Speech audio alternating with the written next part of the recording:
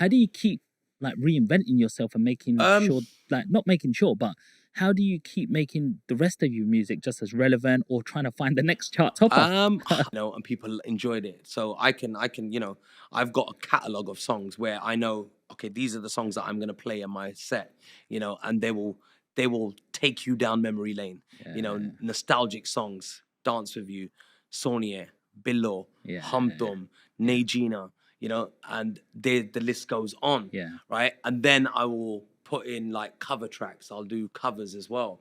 And that, like, here, I do like a 40-minute set, 45-minute set if I'm doing a wedding or something. But in India, I've got to do 90 minutes. Wow. So minimum showtime is 90-minute set. So that's a lot of material you have to have, and that has got to be predominantly your own. Otherwise, they wouldn't book you, right? Because they want that artist, they want the international singer, and blah blah blah. But it's. I guess I just got to be very real and say, the people I've worked with have been great. Rishi, Mentor, and everybody else along the way. We've put some really good music together, and it's still still sounding fresh now, man. So 100. very blessed, very blessed. I was listening to it all this morning, bro. Oh, wicked, man, wicked. How do you stay fit? Like in terms of 90-minute set, that's a workout, bro. It is. So unfortunately for me, I hate cardio, right? In the gym. Like, I hate being on a treadmill. I love cycling. I can cycle for hours, right? You put me on a bike and I'll cycle for hours. But that's my cardio. So when I'd gone, like now, I had a gig Saturday, Sunday, and yesterday, right? Wow. So that's 3 45 minutes singing, dancing. So it's like a HIIT workout. So I've done like over 2 hours of cardio. I don't need to do cardio in the gym now. I can just make sure I focus on my food and go to the gym to just pump some iron, keep the muscles tight.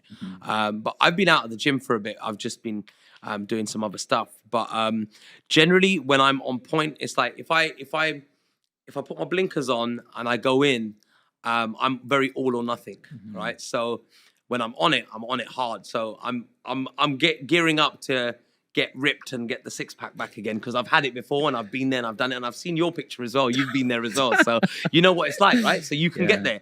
And then sometimes you fall off a bit and you think, sugar, man, I need to get back out there. You know how to do it, but you just can't find the time all the time, or you can't get consistent enough because you've got other things going on. And I think that's the hardest part. For me, I've given up a lot of stuff over the last few years. I used to drink, I don't drink anymore. I used to smoke, I don't smoke anymore. I used to eat meat, I'm now a pescatarian. Wow. So I've done a lot, I've made a lot of changes. So I'm not too hard on myself either. Like, I'm thinking, right, I haven't got my six-pack yet. But what have you got? What have you achieved? Let's think about the things that we have got. You know what I mean? And I think sometimes now I'm kind of navigating into another part of this, this journey, if you want to call it, or this podcast, where how do you go from, being that party rock star person to getting to now being a sober rock star? That's a journey in itself, but that's all about your mindset, and kind of training it in a way to benefit you. Yeah. Do you think the entertainment industry has this like behind the scenes of like drugs, or this socializing of you have to have a drink at an after party, or like does it have that sort of stigma behind it as well? So do you have that peer pressure, shall I say, I don't know if it's I wouldn't call it peer pressure. I just think it just comes with the industry. It's a social thing. Being in the music world, everyone seems to drink. Being in, certain businesses, it's like, okay, let's go for lunch, right? And it's a liquid lunch, right? And that then will can transpire or spiral into whatever. You know what I mean? You might go for a lunch and then your afternoon's now gone off because you've had a few beers, you've connected with this person. And you're like, it doesn't matter, we can go to work tomorrow, we can come back to that tomorrow. Let's just carry on drinking. And I think that's everyone's and every individual's choice, right, that they make. But yes, it is out there. To answer the question in a nutshell, it's heavily out there and it's heavily available, ready. I want to be part of that. I don't want to drink with you guys. So how do you sort of say no but still sort of stay relevant, when you're in that sort of environment? I think now it's because I've been in it for long enough. You know, I've been in it for 2 decades, so I've been there, done it. Spent my 20s and 30s doing it, you know, and now I've grown out of it. You know, I've just had enough, and I said, nah, I'm done. I'm good. You know, but don't get me wrong, it wasn't as easy as that. It was a struggle. You know, I've been trying to stop drinking from 2013. That's 11 years, right? So it was always in my head that, you know, I want to consciously make an effort to cut down or stop. And in 2013, I did on self-will, I stopped drinking completely, and just knocked everything on the head. And then after that year, it was like, okay, I can do this. You know, I'm not that bad. I've got control. So then I went back out, right? And it wasn't like a thing that I was doing forever. I wasn't going to give up forever at that point. But that's where the actual seed got planted that, okay, you know what? What a great year you had not drinking. That's a vibe. But then I got back in it and I was in the midst of it again. And then you kind of like, you know, you just don't think about coming off or whatever, you know, things change and you're back in the party scene and you're back on the vibe and traveling, and everywhere you go it's like, Budgie, what do you want? And you know, what can we get you? And but now it's not like that, man. I made a conscious decision on October the 15th 2021 that I'll never drink again.